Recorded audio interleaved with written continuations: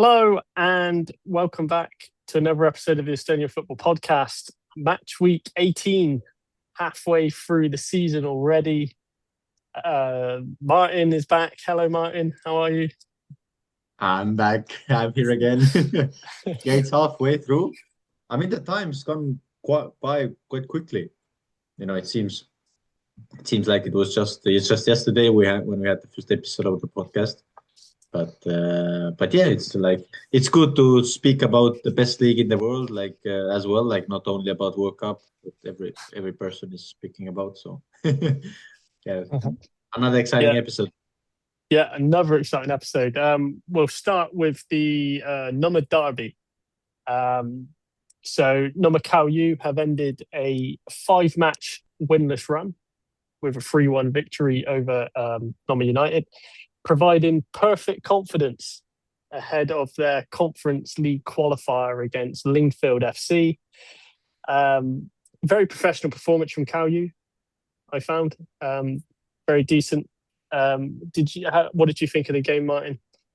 I mean, I don't know. I don't really agree with you, man. Like it's like like professional. What do you mean? What do you mean by professional? Got the job done. I mean, yeah, okay. It's impossible to disagree with that because Yeah, the bar is set low, you know. It's yeah. no, but I think over not just this derby game, every game the weather was very rainy, very wet. So I think it affected pretty much every single game somehow. Uh, I think Nemo United was a very uncomfortable opponent. I think they played quite decent. Uh, yeah, Kalju, I wouldn't say they really controlled the game as much. Maybe if you take the stats, they probably got a little bit more of the possession. But Nemo United created a lot of dangerous moments. And Ron was right at the beginning. You know, he opened net, almost like hit the post.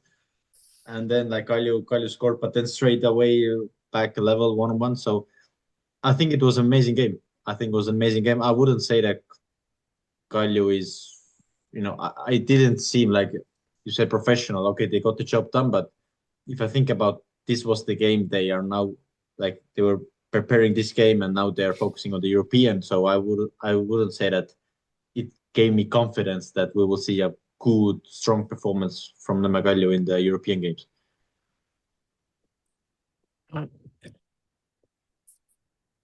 I want to talk about Nottingham United had two goals disallowed, Yeah. which one of them was a bit controversial, maybe. First one, Um, first one was okay. It was yeah. offside. It was offside. Second one, due to the fact that camera angles and whatnot isn't the best in Estonia. Um, if the second goal, if the goal counts, if it gets overturned, does it change the game? Yeah. Yeah. I mean, of course, even a guy who plays in Sunday league knows that. Yeah. But I think like okay, it seemed very harsh. I still think it was offside because I think it was just slightly offside. Obviously, 100% we don't know, but uh, but you can't say anything about the VAR. There was no 100% that they can overturn it. So yeah, we can't really complain. Despite me saying it was a professional performance, there were warning signs for Cal U. They seem sloppy at the back.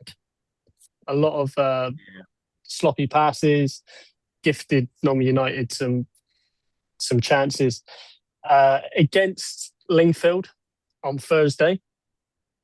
Those mistakes will be punished. Lingfield spoke to the chap from the Belfast Telegraph, who Lingfield are the best team in Northern Ireland. He told me, and he does expect Lingfield to beat Nomakau. They will be punished at a higher stage. Do you agree with that? I agree with that. I want to also say that these are amazing episodes that you're doing.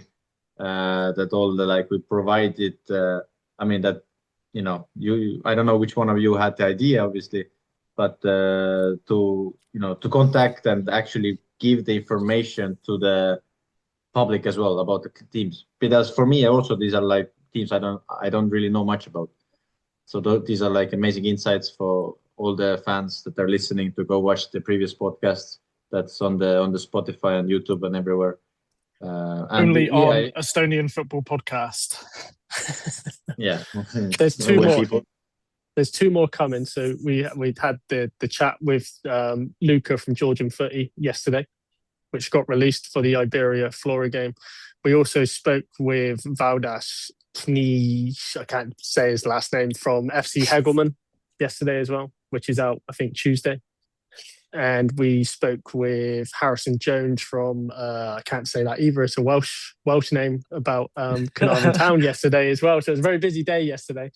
But one of them's out Tuesday, one of them's out Wednesday. So there'll be an insight into all of the European games. I mean, that's top. We provide quality, highest, the information you really don't get from anywhere. No other podcast in it, But what you asked me that yes, they will 100%. If they play like this, they will struggle. I mean, it was quite easy for Nõmme United to cause problems. Kalju is not the team that was last season. If they would be in the same forms, with same confidence, then yeah, I would be very excited and hopeful they're going through. Obviously, I still hope, but it will be very difficult. They need to, Nikita Andreev has to put some amazing team talk before the game. I think overall, attacking wise, they looked themselves again after previous weeks. But yeah, I agree with at the back, that's going to get punished in European games for sure. And against the big boys in Estonia too. I think it was a good confidence builder for him, derby win. But yeah, they do need to improve defensively. Otherwise, we might be talking about them like how we've been talking about Paida in previous weeks. Yeah. But attacking wise, yeah, I think they were very solid. And also without Manilan, I don't know, he probably will miss the games, I think. Attacking wise, they were quite dangerous, but defensively, we've never had a team successful in the European competition who has been poorly defensively. We've had those 1-0 wins, 2-1 wins, obviously, but we need to get they need to get the defense sorted out.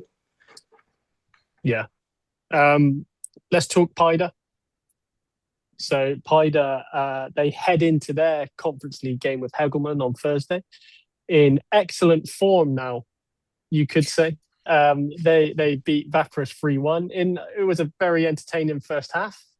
Very good first half on a very fast surface. So it was a very, very good first half. Some nice goals. So a nice goal from Badamosi, which he probably needed that as well. For his confidence, he hasn't been great this year, so good for him. Yeah, he's had a lot of criticism, I think, from us as well. Even on my Football Manager save, I haven't even registered him out of spite. And Matthias Lindberg equalised pretty much, I say straight away. It was 10 minutes or so later. It was another good finish, but that was from a nice goal. Yeah, that was from some sloppy play from Yaryu, of all people, who has been one of the rocks of the team, and then a couple of set pieces finished the game. Would you say this one was a professional performance, Martin? Bro, I don't know. I need the definition of professional. Let's say they got the job done. They got the job done. I'm doing full football journal talk. Professional performance. I would say this was more beautiful game than Nõmme Derby. I think Nõmme Derby was quite sloppy game. I think it was quite a lot of mistakes, sloppy mistakes. I think this game was better quality. I mean, Pärnu is also, I think, in good form. I think they played a very good game. I was just immediately straight from the start, on the right side, Kapper and Villander, the battles, and I think you could see like there was much tension also like at this from the very start. But yeah, I think both teams were amazing. Yeah, one thing I want to say, it's kind of a stat, I suppose. Since Timo Kink has been in charge, it's only the second time that Paida have scored 3 goals in a league match. What was encouraging as well was they actually created more chances and could have scored more. And you could arguably say it was their best attacking display of the season. Yeah, I think if you think about the fluidity, everything, I agree. Then on top of that, going back to Cal U, there's still that defensive concern as well, because Vapras did cause some problems for him. And I feel like Paida was a bit shaky, very vulnerable as well. And again, when coming up into these European games, little sneak peek from our thing with Hegelman, they've got a goal machine. So it's, it's, yeah, they'll need to improve on that. But yeah, attacking wise, that was really encouraging. And, we always bash Paida for not having that, attacking fluid play, but it worked. But Paida also have an attacking machine in there anyway. He's also And probably I would expect he would be starting European games. Yeah, so Ania didn't come on at all in this Vapras game. I think there was no need. I think if they're leading 3-1, might as well give him like a rest, a full rest for the European game. How do you think Vapras played, Martin? Do you think the result kind of was correct? Yeah, I think like correct is difficult, but I think they played well. I really do think they played well. They created chances, but it was seen right from this, like from the start, that defensively they are not so like solid. I think Sepik and Lip, like they're very good, I think, with the ball as well, but without the ball, I think they're a little bit struggling with the movements. I think they, you could see like all the build-ups as well. Like occasionally they got through like well.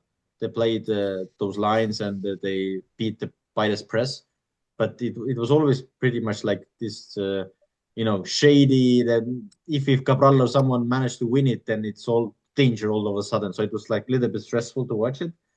But I think overall, I think they played good game. Vidas had an amazing chance right at the start. Jari with an amazing save. So it could have gone, maybe Vapros could have scored maybe more goals, But I think, Paida was overall was a better team. Yeah, I think it goes back to what you said, Reece, about defensively. They've only kept 1 clean sheet in the last 6 games, which is, I believe, their unbeaten run. They're 6 unbeaten, but only 1 clean sheet in it. So yeah, they are conceding chances. Hopefully they can shore that up on Thursday. We'd like to see Estonian clubs doing well. Let's move to Flora, another team in European action on Wednesday. They produced the ideal dress rehearsal for their game against Iberia from Georgia. They beat Corsair 3-0 with a composed and controlled performance, and they were even able to rest key players well before full time with one eye. So a very good performance from Flora. It was as expected. It's very rare that Kura turn up and take anything from Flora. I remember one time when Otto Robert Lipp scored that fantastic goal, didn't he? When he took on the whole team and scored that goal. That was a fantastic goal. But yeah, good for Flora. They go in Wednesday now with confidence, I suppose, like the other 2 teams. But good game. And you also said, Martin, Tony Varjon has scored the goal of the season. I mean, a contender. I would say contender. It's a very good goal. It was a nice goal. Yeah, it was. Yeah. When you before the game started, like you sent the picture in the group chat as well, like about the lineups and the start, like front 4 or front 6. like all of front the eight. attack. Yeah, it's like I'm like, where, like, what's going on? It's like FIFA when you put like 4-2-4 formation and you just all out attack. Like, but it worked. It worked amazingly. But yeah, as you said, Flora, there's really not much to say. Flora controlled the game. Flora was a better team. And if you would ask me, was that professional? I would say out of the four, like these were compared to Kalju and Paide, I would say this was the most professional performance, you know. So this yeah, Flora is, if you just take by the last game before the European, I would say Flora is in a better state than Kalju and Paide. love a professional performance. Just quickly on Flora and Dero Carres has joined Villarreal, which is a hell of a move. He actually played this game, right? Yeah, he I played. think he did. So fair enough. Beat Cuirassier, head to Villarreal. Yeah, congrats to him. It's It's massive move. Amazing transfer. Yeah, massive move. Good luck to him. Hope he's good. Another young player, going on the young player theme. Ronald Samuel made his Premium Liiga debut as well for Flora, 17 years old. He came on for Karaxin, who played right back. It's not just England with right back problems. Flora have them as well. It reminds me of my days when I was also a winger and became a right back. The same was with Salis. I remember Salis there was also a winger, became right back. Then was Henry Järvelaid.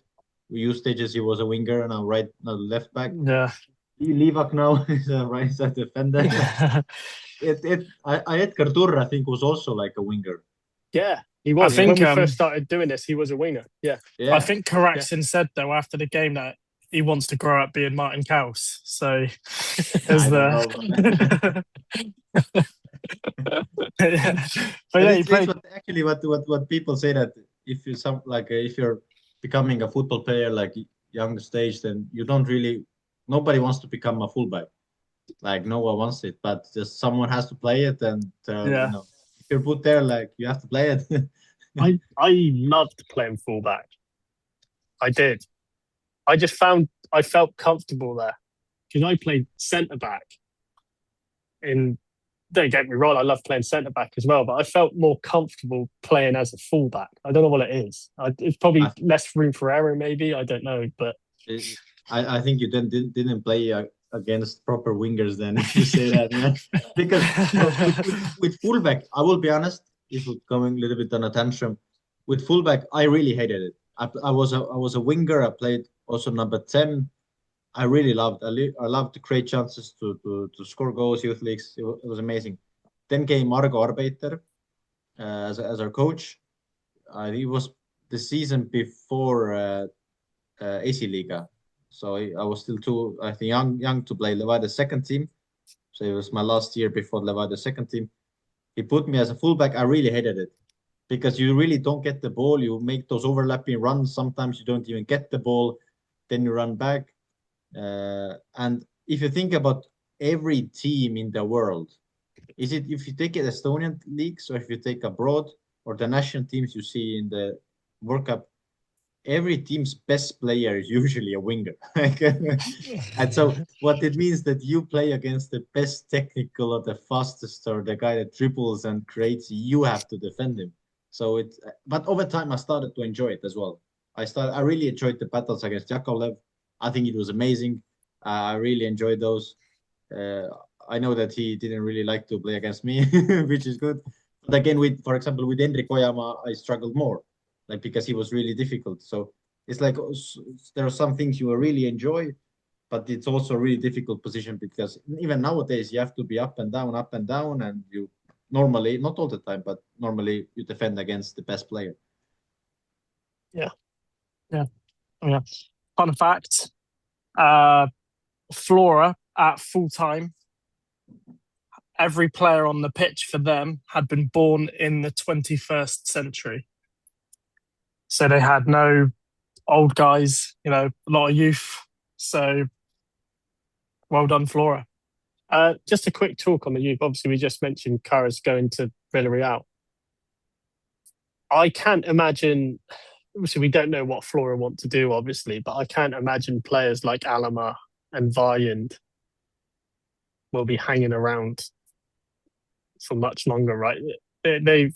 I think Varjand, especially since you see the difference when he was first here and then when he went to Utrecht, and then he didn't play many with the second team, was mainly with the youth team, but like he seems to have turned into this absolute unit of a player since he went abroad. I hope he gets another chance. I'm sure he will, and I hope it's soon. And I hope he can, because he seems like I'd say one of the top youth prospects in Estonia, definitely. Yeah. I think I don't know if Henrik Ojamaa, not Henrik. What's the agent's name? Henrik Harry. Yeah. Harry Ojamaa. I don't know if he's every Flora player's agent, but I think probably most of them. I think the aim is I think for Flora, for the club as well, it's for the Alamaa, for the Kaares, for the Varjund, I don't know, for Tovstik in the future, whatever, to Grünwald, to help the players to go abroad as well, because it's also money for the club as well. So I would hope, I think that's also the club's aim, to help in the next transfer windows, to help Alamaa, to help those players. It only on one hand it hinders the team because Senjov, Failik, and all those players are old, so you have to find the balance. But it's always good if you can sell an Estonian somewhere. Yeah, definitely.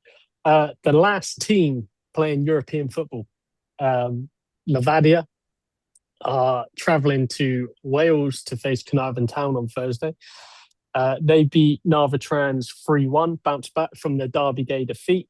It was also it was also Narva head coach David Campagna's first game in charge. It's not the most ideal first game you want to have. The team running away with the league. Levadia looked really good. I'd say they well deserved the 3 points. Hit the woodwork twice, scored 3 goals. Tambadou was fantastic again. What goals, man! Wow. Yeah, goal. Different types of goals. Yeah, different types of goals. I feel like he can do everything now. It's not. I was like this left-footed strike. Yeah. Wow. Like you do. Like I would just take a moment in England where you are at the moment. Just take a moment and just think about what happened, because I don't think people actually realize it. It's like Haaland's goal in the World Cup, the second one. He just takes the ball to. I mean, the people who maybe don't play football, and even if the players that do you know how hard you have to hit it in order for the keeper not to save it, and it has to be so accurate. And Tambet as well. Like, what a strike with his left foot. I mean, last season he was like a shadow of the performance, and even with Paide he showed glimpses, but there was nothing like we see at the moment. So whatever Sahovaiko is doing, it's wow. It's Tambadou is the best player in the league, by far the best player in the league. Agreed. Yeah, I'll agree. Yeah. Thanks, guys. He's just there's not really much more to say. He literally is like a complete player, which is is probably one of the main reasons why Levadia are running away with it as well. He's got 14 goals. I think he's played like every game apart from like 2. He got rested for a couple of games or something. He was injured, so he's like maybe had a knock or something. I think he was injured. So like without him, I still feel like Levadia they're really strong. Of course they are. It's but he makes Levadia 5-10 times better than what they are. Headed into the European game against Carnarvon Town, he's going to be a handful for them. They don't know what's coming. It's they're gonna have to kick him to keep him quiet, because his movement's incredible, as well as his goal scoring. Everything he does is just complete. And I find him and Ansalu together just works. I'd like to find the stat. I'll do that later, of how many assists maybe Ansalu has for Tambadou, and maybe the other way around as well, just to see. I feel like the two of them together are just, because I think Ansalu's up there as one of the best in the league as well. Maybe I would say second best, because I like Sappinen. I think Sappinen might be second best, but But Ansari, I think he's fantastic. I do, and I wish his free kick went in because it was a hell of a free kick. Yeah. Wow. Yeah. I obviously I don't know the statistic. You try to find it, but I don't think there's many goals between Ainsalu and Tamedo, because I even struggle to remember one on top of my head.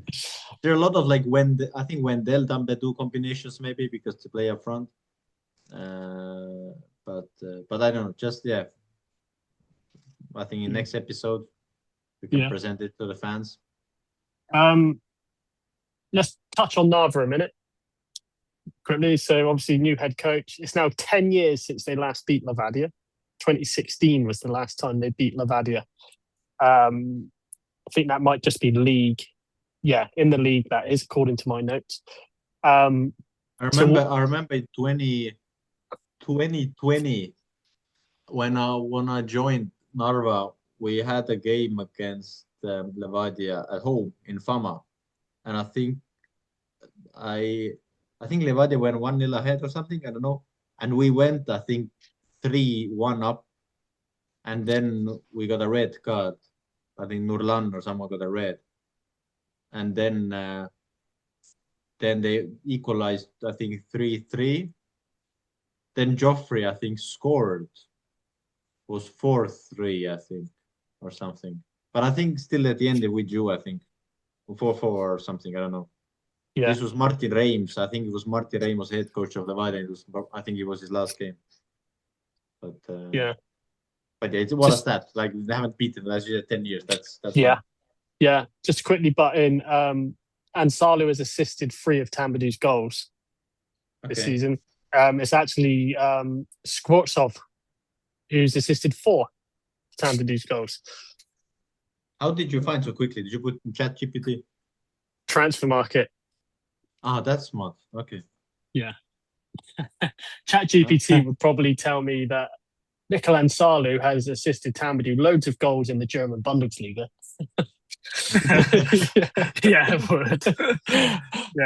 AI. One thing I could just off topic. One thing with AI is that it is not good for the Estonian leagues.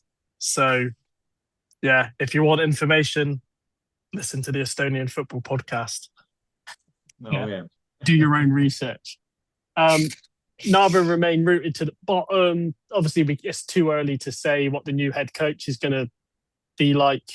He's only had one game. We don't know how long he's actually been there, but just one game in charge.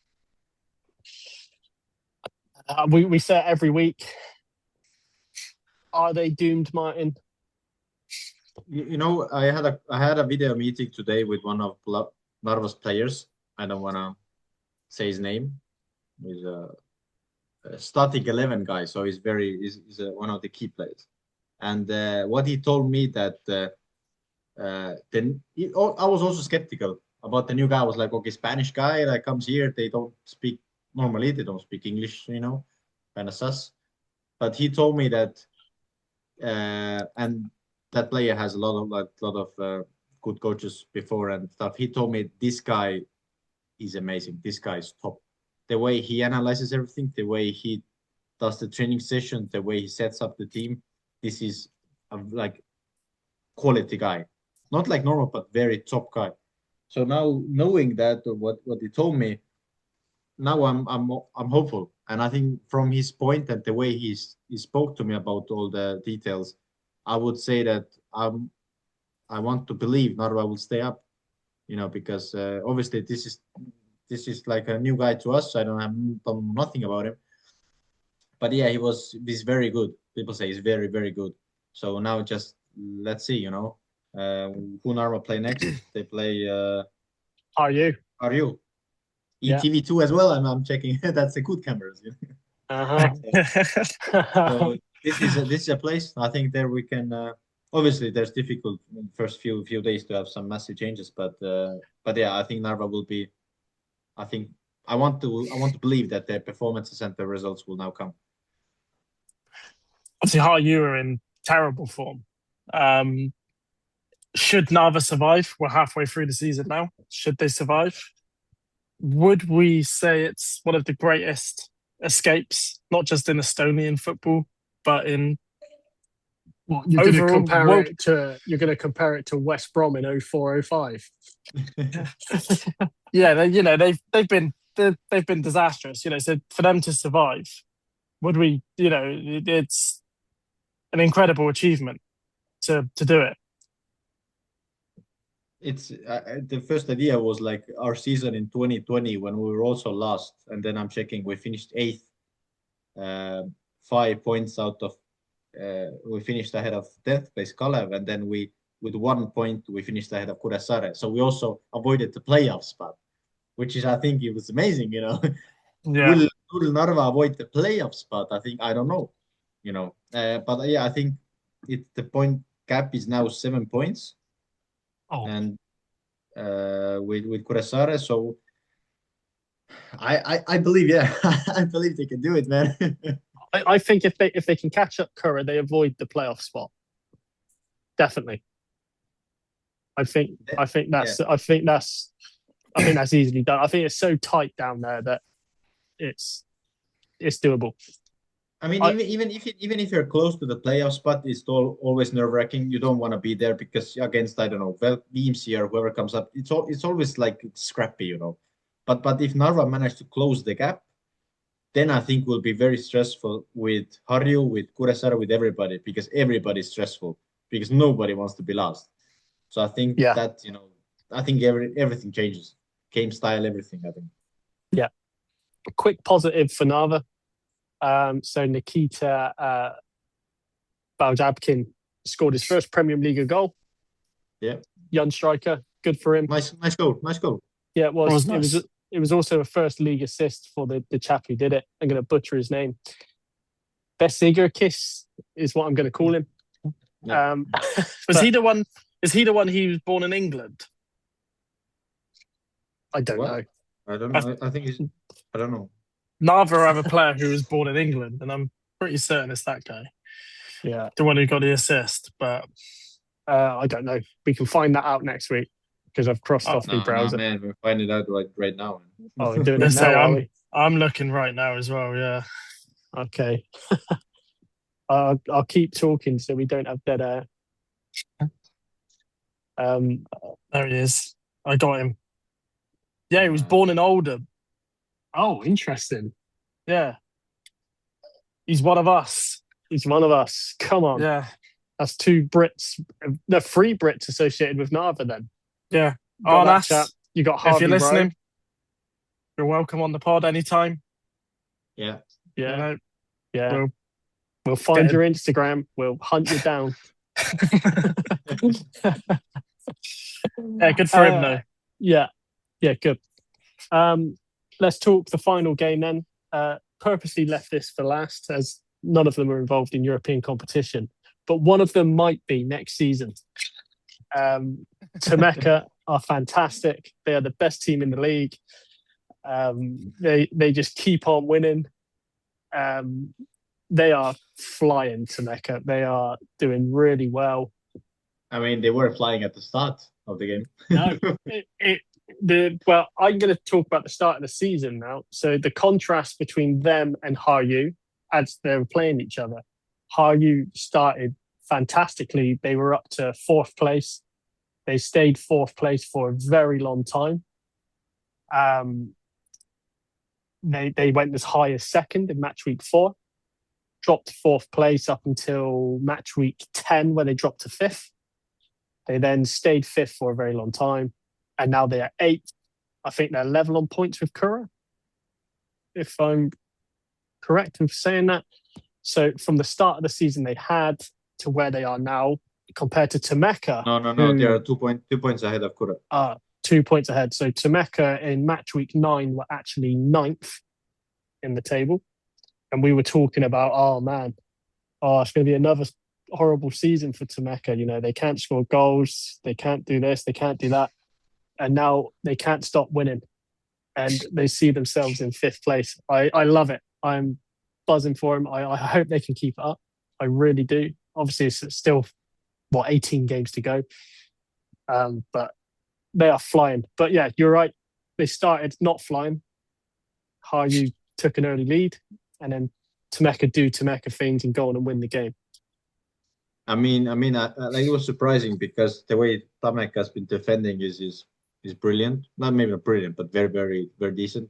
And to let in a goal that goalkeeper puts through ball, I wouldn't like. Beautiful goal. Such a beautiful goal. Yeah. Well played, Yeah. I don't think, if I remember right, I don't think Radenko even took a touch, did he? Was it a first-time shot? He just let it keep rolling and then he just had a shot. Yeah.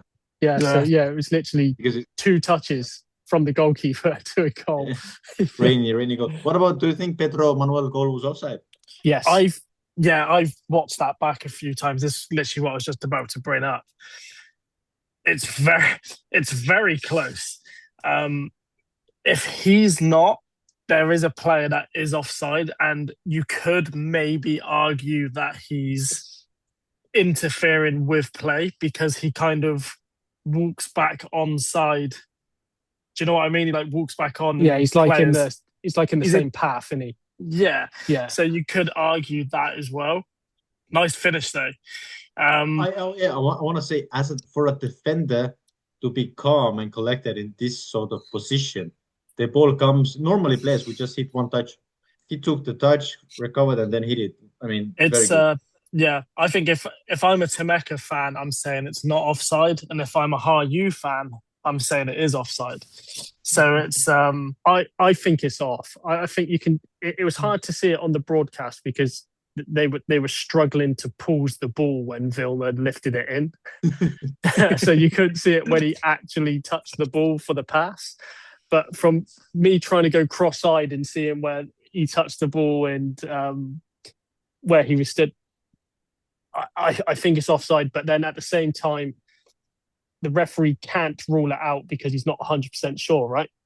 Yeah. Which I posted.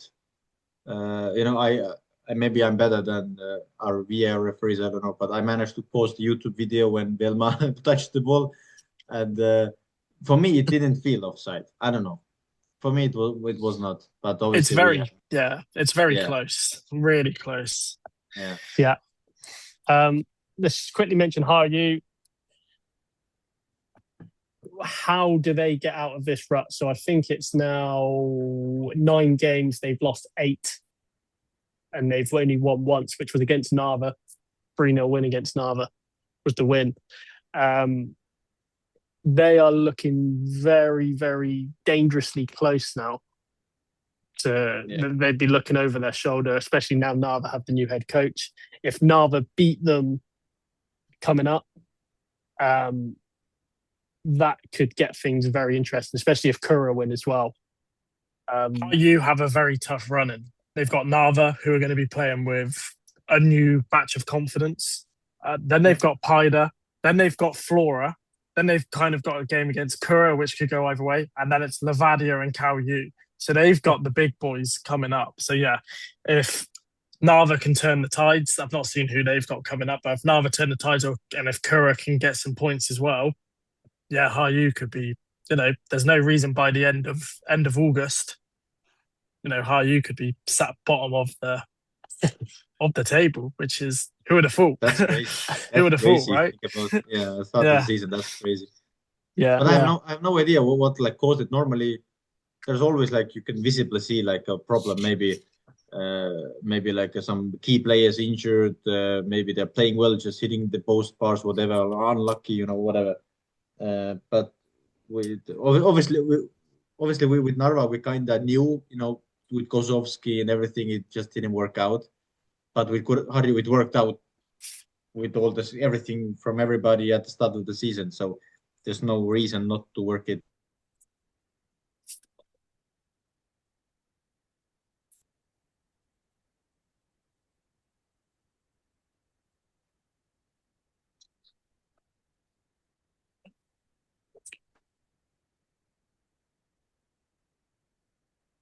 I don't know, maybe the start of the season was built on hype, so I don't know, but they definitely have some problems. Yeah, as I have now at the moment, I think, with my internet connection. It did go very quiet. Yeah. Yeah, I agree from what I heard. Pretty much whoever didn't hurt because my connection wasn't stable. That it's all bad and they need to fix it. Yeah. Let's move on then. So, Martin, who's your player of the week? No, I want to be last this time. Okay, Reece, who's your player of the week? I'm glad I'm first because it's easy. Wait. Every time let's change the order. Let's change the order every time, so then it's equal. Okay, yeah, fair enough. I just like to put you first because you're the guest, kind of, and it's polite. It's not. I wouldn't say he's guest anymore. No, not anymore. It's easy for me. Tampadu. 2 goals, 2 incredible goals. I believe he got an assist as well, didn't he? He's just a complete player. And Levadia is still, as said earlier in the pod, Levadia are a top team without him anyway. They just are. But him in the team makes Levadia a real force. So it's, Tampadu, player of the season. No, I don't think that's being topped. He's going to be the player of the season. If he stays. He might even be player of the season if he goes. Yeah. Because he's been incredible. Yeah. No, fair enough. I actually went Muzalitin for Nomakau. Been out injured, come back, goal and an assist against his former club as well. I thought he controlled the midfield from when he was on the pitch. I think he's a key player for Kalju. I think they missed him when he wasn't there. Nice to have him back, especially for these European games coming up. He's a good player, and he had a good game. Yeah, that's why I didn't want to go first, because I would have picked Tampadu. I didn't want to steal your. I think there were a lot of great performances. The one that obviously all the headlines are on Tampadu with the performance. I wanna see a guy that didn't win the game or didn't contribute to any of the goals, but he was so influential. I would say Beglarishvili, in my opinion. If you think he was the guy that pretty much was involved with all of the time when United was attacking. He's like nonchalantly handling the ball and doing nutmegs and being dangerous. That's also I wanted us United's goal, which was ruled offside. In my opinion, it wasn't offside when Beglarishvili got the ball on the right hand side, put it in the box. So I think also he was influential, and also in a team that's not in good form, and to create these sort of chances. I think it was amazing to see. Yeah, good. He's getting a lot of stick on my Football Manager save.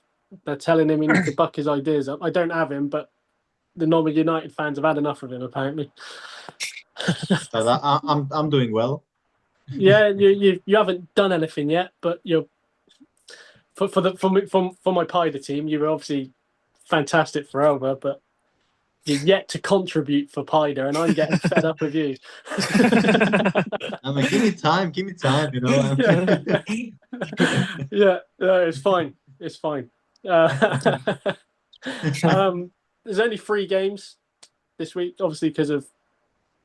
But this is what we've been waiting for. This is the bottom 6. The bottom 6 get the spotlight coming into match week 19. What more could we want? The top 4 doing the top 4 stuff. Away in Europe, and we get to fully focus on the bottom 6. Hayu, Narva, beautiful. To Vapras, Temeka. 2 juggernauts who want to be the best of the best, and Noma United, Kurasay, where again, that's a massive game. That's massive games. We're gonna 3 games, but just as much punch. You asked me what am I looking forward to? I'm looking forward to all of them. I just wanted to say, looking forward. This time it's exceptional around. Because we're looking to the bottom 6 battle. We've got it. The bottom 6 podcast for 1 week only next week. Yeah, I couldn't pick one that I'd say, I'm buzzing for that. because I'm looking at all of them, and all of them have like ramifications in it. And if I had to pick, I'd probably go Hayu Nava. Actually, I think that's very, very important. But even that Nottingham United game screaming out to me, I think it's going. I think it's the fact where the Hayu Nava game, both teams want 3 points. I don't think any team's going to be happy with 1 point. Yeah. Whereas the Nottingham United Kura, they'll probably be quite happy with getting a point each, because it's something on the board for now. Especially if Hayu win against Nava, it puts Nava deeper in a pit. But yeah, that Hayu Nava game, it's 3 points or bust for both teams. Yeah, I'll agree with that. Definitely. So we've got a buzzing, fantastic episode next week. Can't wait. Just to end, so we have got the European previews. 2 are out, 2 are due out before the games. So listen if you want and find out who these clubs are. Hopefully a positive outcome for the Estonian clubs. I think we should get a couple of wins from a couple of them. I think Levadia should win. I think Flora should win. The Paide Hegelman game, I think they're 2 very evenly matched teams, so I find that difficult to predict. So Paide could get some. Paide's history in Europe is good. I think, maybe that helps them. I do worry about Kalju though. I think Lindfeld might be a bit strong for him. But who knows? European football is just 2 games, two one-off games, if that makes sense. So we'll hopefully positive outcome. And we'll be back next week. Did Viljandi play? Yeah, they lost 2-1. Okay. And also I wanna, let's say at the end, we had the one former Premium Liiga player in World Cup as well, Promise David, who did well. I think it ended with a goal and an assist, I think, overall the tournament. But he now he gets a rest, Gets a rest, amazing season, rest amazing up. World Cup, and was him all the best. There was another former Premium Liiga player at the World Cup as well. You mean on the stands or was playing? He played.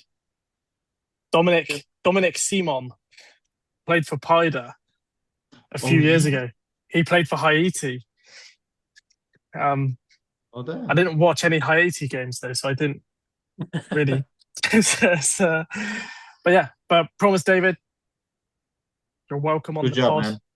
We're proud of you. Talk about your time before you get too big. It's good job. Yeah, he's already massive. He's massive. Promise David, what a guy. We'll be back next week. See you then. Yeah, see you guys. Yeah. See ya. Boy.